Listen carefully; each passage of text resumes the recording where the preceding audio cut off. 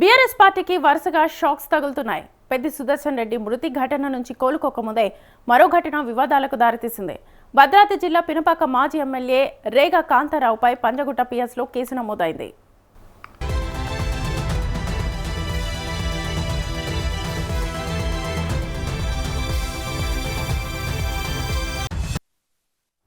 BRS మాజీ MLA Rega కాంతారావుపై లైంగిక వేధింపుల కేసు నమోదైంది. పెళ్లి చేసుకుంటానని నమ్మించి లైంగికంగా వేధించారని ఓ యువతి పంజగుట్ట పోలీస్ స్టేషన్లో ఫిర్యాదు చేసింది. యువతి ఫిర్యాదు మేరకు కేసు నమోదు చేశారు పోలీసులు. ఇక తనకు తెలియకుండానే వీడియోలు కూడా చిత్రీకరించారని ఆమె ఆరోపించింది. ఈ ఫిర్యాదును ఆధారంగా చేసుకుని పోలీసులు బీఎన్ఎస్ సెక్షన్లోని సెక్షన్ 69తో పాటు సెక్షన్ 351(2) కింద కేసు నమోదు చేసి దర్యాప్తు ప్రారంభించారు.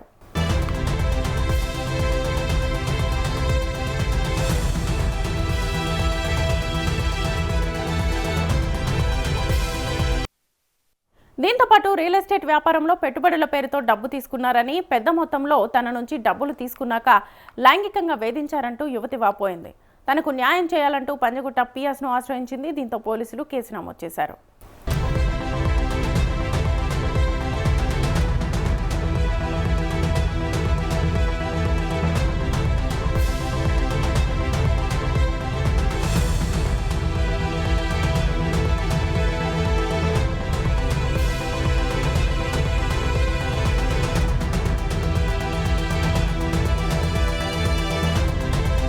బీఆర్ఎస్ పార్టీకి వరుసగా షాకులు తగులుతున్నాయి. పెద్ది సుదర్శన్ రెడ్డి మృతి ఘటన నుంచి కోలుకోకముందే మరో ఘటన వివాదాలకు దారితీసింది.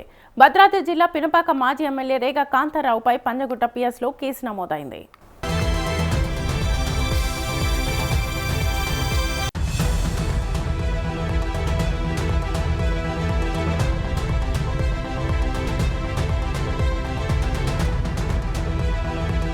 ఇదే అంశానికి సంబంధించి ఫుల్ డీటెయిల్స్ మా ప్రతినిధి ప్రభాకర్ అడిగి తెలుసుకుందాం. ప్రభాకర్, బీఆర్ఎస్ మాజీ ఎమ్మెల్యే రేగా కాంతారావుపై కూడా పంజాగుట్టలో లైంగిక వేధింపులకు సంబంధించినటువంటి కేసు నమోదైనట్టుగా తెలుస్తూ ఉంది. మహిళా బాధితురాలు ఎవరైతే ఉన్నారో తను కంప్లైంట్ ఇచ్చినటువంటి నేపథ్యం కనిపిస్తుంది పంజాగుట్టకు సంబంధించినటువంటి పోలీస్ స్టేషన్లో కూడా. సో తననే చాలా రోజుల నుంచి కూడా లైంగికంగా వేధిస్తూ ఉన్నాడు, దాంతోపాటు డబ్బులు కూడా వసూలు చేశాడని కూడా మహిళా కంప్లైంట్లు పేర్కొన్నట్టు కూడా స్పష్టంగా తెలుస్తోంది. ప్రస్తుతం మనం పంజాగుట్ట పోలీస్ స్టేషన్కి రావడం జరిగింది. ఇవాళ మార్నింగ్ కూడా ఈ కంప్లైంట్ ఇచ్చినట్టుగా తెలుస్తూ ఉంది. బీఆర్ఎస్ పార్టీకి వరుసగా షాకుల మీద షాకులు తగులుతున్నాయని చెప్పుకోవచ్చు. ఒకవైపు పెద్ది సుదర్శన్ రెడ్డి మృతి ఘటన నుంచి కోలుకోకముందే కూడా మరో ఘటన వివాదాలకు దారితీస్తుందని చెప్పుకోవచ్చు. భద్రాద్రి జిల్లా పినపాక మాజీ ఎమ్మెల్యే రేగా కాంతారావుపై కూడా పంజాగుట్ట పిఎస్లో కేసు నమోదైనట్టుగా తెలుస్తున్నది. అయితే బీఆర్ఎస్ మాజీ ఎమ్మెల్యే రేగా కాంతారావు పైన కూడా లైంగిక వేధింపులకు సంబంధించిన కేసు నమోదైంది. పెళ్లి చేసుకుంటానని నమ్మించి లైంగికంగా వేధించారనేది ఒక యువతి పంజాగుట్ట పోలీస్ స్టేషన్లో కూడా ఫిర్యాదు చేసింది. అయితే యువతి ఫిర్యాదు మేరకు కూడా కేసు నమోదు చేశారు పోలీసులు. ఇక తనకు తెలియకుండా వీడియోలు కూడా చిత్రీకరించారనేది ఆమె ఆరోపించినట్టుగా తెలుస్తుంది ఆ ఫిర్యాదులో.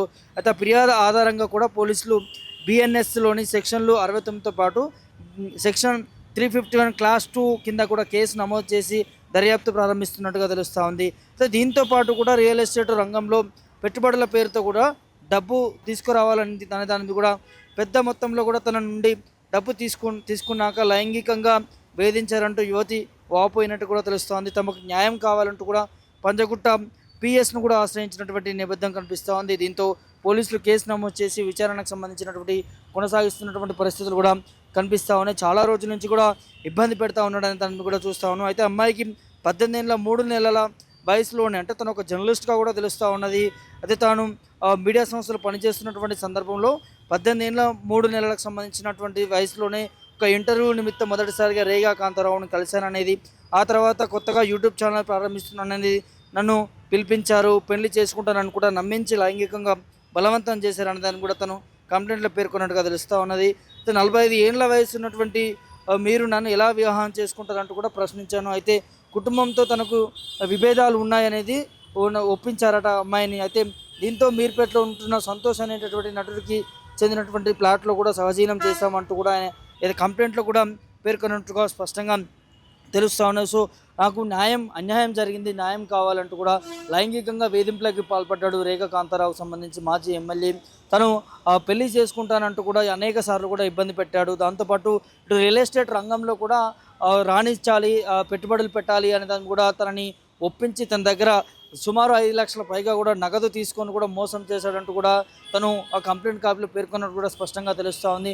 తనను కఠినంగా శిక్షించాలంటూ కూడా ఒక మీడియా సంస్థలో జర్నలిస్ట్గా పనిచేస్తున్నటువంటి నన్ను అనేక దఫాలుగా ఇబ్బంది పెట్టాడని దాన్ని కూడా తెలుస్తూ ఉంది. తన ప్రైవేటు వీడియోలకు సంబంధించి కూడా తీసుకొని కూడా అనేక విధాలుగా కూడా బయట ఎక్కడ కూడా తెలియకుండా చెప్పకుండా కూడా ఆ వీడియోలు చూపిస్తూ కూడా పలుమార్లు కూడా బెదిరింపులకి పాల్పడ్డాడంటూ కూడా ఆ మహిళ ఎవరైతే బాధితురాలు ఉంటారో తను కంప్లైంట్లో పేర్కొన్నట్టు కూడా మనకి స్పష్టంగా తెలుస్తూ ఉన్నది. దాంతోపాటు తన దగ్గర సన్నిహితులు ఎవరైతే ఉంటారో తనకి ఫోన్ చేసి కూడా ఈ అమ్మాయికి ఫోన్ చేసి కూడా బెదిరిస్తూ ఉన్నారు, బెదిరింపులకు పాల్పడ్డారనే దాన్ని కూడా ఇక్కడ చెప్పినా కూడా బాగుండదు అనే దాన్ని కూడా బెదిరింపులకు కూడా పాల్పడ్డారనే దాన్ని కూడా మహిళా కంప్లైంట్ కాపీలో కొంతమంది పేర్లను కూడా రాసినట్టుగా స్పష్టంగా తెలుస్తూ ఉన్నది. సో పంజాగుట్టలోని ఆ ఎస్ఐకి ఆ కంప్లైంట్ కాపీ ఇచ్చినట్టుగా తెలుస్తున్నది. సో ఖచ్చితంగా వాటి మీద కఠిన చర్యలు తీసుకోవాలి. ఒక ఎమ్మెల్యే అని పేరు చెప్పుకొని కూడా గతం నుంచి కూడా అనేక దఫలలో కూడా వేధింపులకి పాల్పడ్డాడు నా మీద అంటూ కూడా.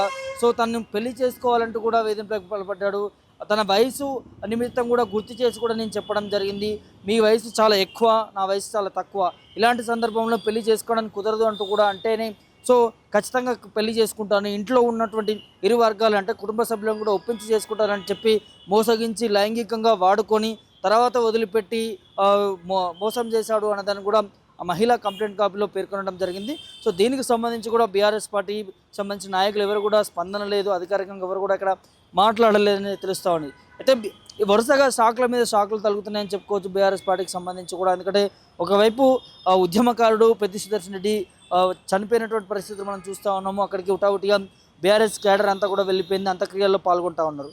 ఇంకోవైపు ఫార్ములా ఈ రేస్ సంబంధించిన కేటీఆర్కి సంబంధించి కూడా కేసు మరి కోర్టులలో విచారణ జరుగుతున్నటువంటి పరిస్థితి కనిపిస్తూ ఉంది. ఈ నెల అంటే ఆగస్టు 25 వరకు కూడా వాయిదా వేసిన పరిస్థితి కూడా చూస్తుంది. సో ఆ విధంగా కూడా బీఆర్ఎస్ పార్టీ కొంత సాగు తగులుతూ ఉంది. ఇప్పుడు మాజీ ఎమ్మెల్యే రేగా కాంతారావు చేసినటువంటి వ్యవహార శైలికి సంబంధించి కూడా ఇప్పుడు కంప్లైంట్ రూపంలో కూడా పంజాగుట్ట పోలీస్ స్టేషన్ పరిధిలో ఉంది. కాబట్టి ఈ వార్త తెలిసిన తర్వాత కూడా బీఆర్ఎస్ పార్టీకి పెద్ద ఎత్తున మైనస్ అయ్యేటటువంటి పరిస్థితులు ఏర్పడుతూ ఉన్నాయి. సో దీనికి సంబంధించి అధికారికంగా మరి స్పందించాలి. ఈ కంప్లైంట్ సంబంధించి కూడా మరి పోలీసులు విచారణ వేగవంతం చేస్తామనే దాన్ని కూడా చెప్తున్నటువంటి నేపథ్యం కనిపిస్తూ ఉన్నది. సో పిన్ టు పిన్ చూస్తూ ఉన్నారు పోలీసుల కంప్లైంట్ కాపీకి సంబంధించి కూడా ఏ విధంగా పరిచయమైన తర్వాత అమ్మాయిని ఏ విధంగా లోబర్చుకొని లైంగిక వేధింపులకి పాల్పడడానికి గల కారణాలు ఏంటి, ఎంత డబ్బు నగదు తీసుకుంటే ఎక్కడెక్కడ ఇన్వెస్ట్మెంట్ చేశారు, ఏ విధంగా మోసం చేశాడు ఏంటి, అదేవిధంగా ప్రైవేట్ వీడియోలు కూడా తీసి ఇబ్బంది పెట్టాడనే దాన్ని కూడా కంప్లైంట్ రూపంలో రాసింది. కాబట్టి సో వాటికి సంబంధించినటువంటి డేటా వివరాలు ఆధారాలు అన్నీ కూడా పోలీసులు ఇప్పటికే సేకరిస్తూ ఉన్నారు. సో మరికొద్ది రోజు అంటే ఇవాళ రేపు కూడా ఆ మాజీ ఎమ్మెల్యేని కూడా మరి పిలిచేటటువంటి అవకాశం కనిపిస్తూ ఉంది. తనకు నోటీసులు జారీ చేసి దీనికి సంబంధించినటువంటి వివరణ ఇచ్చేటటువంటి అవకాశం కూడా స్పష్టంగా కల్పిస్తూ ఉంది. సో మరి చూడాలి, బీఆర్ఎస్ పార్టీకి ఒక షాకుల మీద షాకులు వెళ్తున్నటువంటి పరిస్థితి కనిపిస్తూ ఉన్నది. సో మరి ఈ మహిళా బాధితులకు సంబంధించినటువంటి పేర్కొన్నటువంటి వివరాల విషయంలో ఎంతవరకు వాస్తవం ఉన్నది, ఎంతవరకు అవాస్తవం ఉన్నది, నిజంగా ఆ ఎమ్మెల్యే తప్పు చేశాడా తప్పు చేయలేదనేది ఈ విచారణ అయిపోయిన తర్వాత కూడా తెలిసేటటువంటి అవకాశాలు ఉంటాయి. Right Prabhakar, thank you. So మొత్తానికైతే మాజీ ఎమ్మెల్యే రేగా కాంతారావు మీద కేసు అయితే నమోదైంది. రియల్ ఎస్టేట్ వ్యాపారంలో పెట్టుబడుల పేరుతో డబ్బు తీసుకున్నారని ఒక యువతి ఫిర్యాదుతో పోలీసులు కేసు అయితే నమోదు చేశారు.